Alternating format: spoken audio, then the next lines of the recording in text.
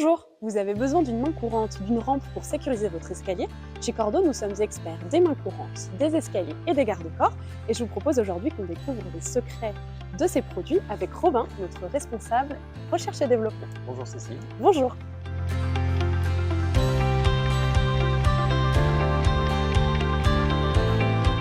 Alors les mains courantes, qu'est-ce que c'est? Donc c'est des organes qui servent à des rampes, qui servent à se maintenir sur les escaliers pour éviter les chutes, pour se tenir. Ça vient se fixer sur le mur pour compléter éventuellement un garde-corps. Voilà, quand on a un escalier, on peut avoir un garde-corps d'un côté et on peut ne pas avoir de main courante, ça peut être un complément. Ça peut être un kit qu'on peut acheter donc, chez nous.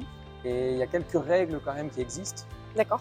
On ne conçoit pas comme ça des pièces, on a des DTU, des normes. Donc ça, c'est des normes françaises que toi, tu étudies avant de concevoir Voilà. des mains courantes. Donc c'est des normes non obligatoires, mais c'est des espèces de règles de l'art, D'accord. de recettes, de comment est-ce qu'on doit concevoir ça. Donc là, nous, nos gammes de produits, ça reste pour le privé. Mhm. Et des petites particularités où, par exemple, il faut un espace suffisant entre la main courante et le mur. Il faut que les mains courantes puissent être ergonomiques. Donc pas des gros blocs avec des arrêts de vivre par exemple. Il faut qu'on ait 90 cm pour la volée d'escalier et la main courante. D'accord. C'est des valeurs ergonomiques pour la France. C'est pas pareil dans tous les pays. Tous ceux que vous voyez là sont fabriqués en France. On a le logo Made in France, le certifie. Et donc c'est créé ici dans nos locaux à Lièvre en Alsace. Voilà, c'est ça. Donc toute la partie bois, on vient raboter chez nous. On achète le bois brut. On le transforme chez nous, on le conditionne chez nous. Pour la partie aluminium, là, c'est nos profilés à nous, donc on les développe, on les conçoit. C'est nos sous-traitants par contre qui font la partie extrusion, oui. La partie fonderie, mais ça reste nos produits à nous. Par exemple ici, on va avoir tout ce qui est sapin. Donc c'est un bois blanc brut du Nord. Ouais, ça je le sens quand je passe ma main dessus, il est très brut. Voilà, donc on a fait le choix là donc c'est un bois qui a des nœuds, un résineux. C'est un bois, c'est un matériau naturel, donc oui, il y a des singularités, je ne parlerai pas de défauts, oui. parce que c'est du bois, ça existe, des nœuds. Donc bien sûr, on va purger tout ce qui est grosse fente ou quoi, on va essayer de rendre la chose la plus ergonomique. Oui, puisqu'on a un process qualité qui nous amène à trier les bons produits qui répondent à nos exigences. On trie tout ça. Donc là, on a toute la partie sapin, donc brut, prête à peindre. Oui. Il vaut mieux le peindre ou mettre une finition, ce qu'on veut, de l'huile. Parce que si on le laisse brut, à force de toucher, les mains sont très grasses, très sales. Ça peut le s'abîmer. bois veut salir, s'abîmer. Ça, c'est une gamme chez nous qui est entrée de gamme, premier prix, qui permet la personnalisation. Mais on a aussi d'autres bois qui sont un peu plus finis. Oui, tout à fait. Donc là, on change d'essence de bois, on passe sur du hêtre, donc qui ne présente pas de nœuds. L'intérêt, il y a moins de veinage aussi, on voit moins les motifs du bois. Et du coup, celui-là, vu qu'on est sur un matériau un peu plus noble, on l'a déjà teinté et verni. Donc là, c'est fini, c'est clé en main, il n'y a plus qu'à le poser. Donc j'achète ça, je le pose, j'ai plus besoin de vernir, plus besoin de l'huiler. C'est ça. Donc là, on a des modèles pour l'intérieur en bois, mais on a aussi un modèle en bois pour l'extérieur. Donc c'est une main courante de la gamme Moka. Donc on le voit, elle est quand même beaucoup plus large, elle a une dimension particulière, elle est brune. Oui. C'est du sapin aussi. D'accord, oui, je le vois au nœud. Voilà. Pourquoi il est brun? C'est parce qu'on a un traitement pour l'extérieur, donc c'est un traitement autoclave avec des pigments bruns. Et c'est fait spécifiquement pour l'extérieur, c'est pas pour l'intérieur. Et dans le temps, il va perdre un peu de sa couleur. Il va un peu griser. Voilà, au bout de quelques années, il va commencer à griser. Si on aime vraiment cette couleur brune, on peut acheter du saturateur qu'on peut venir badigeonner par-dessus. Une fois par an à peu près? Oui, une fois par an. D'accord. Ça dépend s'il est vraiment exposé au nord. Il y a des risques de moisissure, par exemple, là, il faut le passer un petit peu avec une brosse, avec de l'eau. Là, on va passer sur la partie métal, où on a deux gammes qui s'appellent chrome et nickel. Un look un peu plus différent, on va travailler des rosaces de finition. Effectivement, moi je vois ça beaucoup en ce moment dans tous les magazines tendance, le chrome. Et donc là, tu me disais, c'est le nickel, mais c'est le même matériau avec juste une finition différente. C'est ça. C'est de l'acier qu'on a brossé et celui-là qu'on a poli, bluffé. Qui est magnifique, ça laisse juste un peu plus les traces de doigts, mais pas longtemps. Après, ça se nettoie très bien. On recommande de nettoyer, mais bien sûr des traces de doigts après, un peu coup de chiffon, c'est C'est propre. réglé. Ça vaut pour non, Oui, pour tous les l'entretien, modèles. finalement, on demande un coup de chiffon pour la poussière, pour éventuellement l'humidité peut-être aussi. Normalement, c'est des éléments qui sont vendus pour de l'intérieur. D'accord, Donc on est sur des environnements secs. oui. On est sur du Mm. classe 1 Oui. quand on parle des normes. Donc sec, moins de 60% d'humidité, D'accord. à 20 degrés.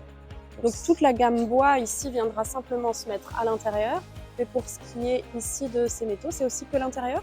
Oui, pour cette C'est de là. gamme-là, Oui. c'est uniquement intérieur parce qu'il n'y a pas de protection supplémentaire anti-corrosion.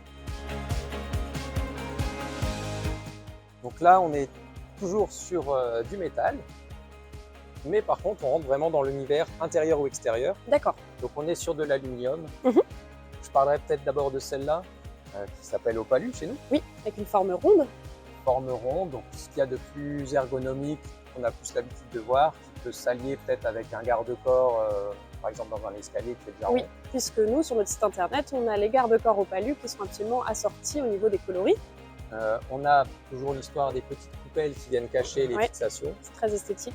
C'est conçu pour des personnes qui ne sont pas forcément équipées avec plein de matos. D'accord. C'est de la vis, c'est de la fixation mécanique, c'est relativement Donc simple. je suis un peu novice en bricolage, j'ai juste une perceuse, je suis capable de monter ça toute seule.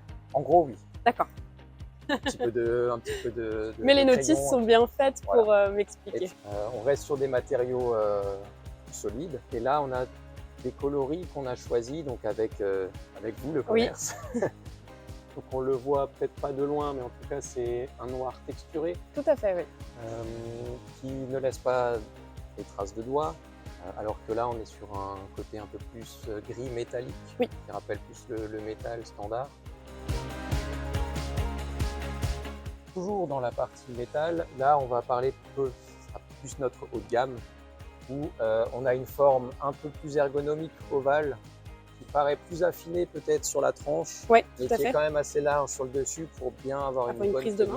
main. Mhm. On a toujours décliné sur plusieurs coloris, donc le noir 9005, le 7016 et le 9006. Oui, Et toujours sur des finitions texturées, toujours pour ce principe d'avoir fait toucher soyeux et pour Ouais, éviter les traces tout de à doigts. fait.